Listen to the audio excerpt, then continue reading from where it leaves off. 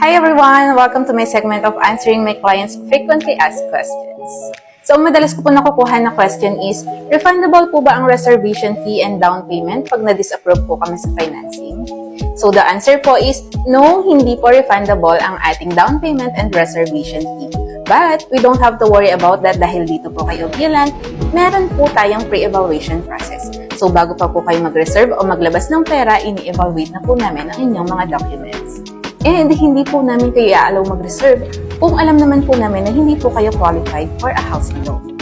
Kaya naman, in my 3 years here on selling a Via Land, wala pa po akong na-disapprove na client. Dahil nga po, meron po tayong pre-evaluation process.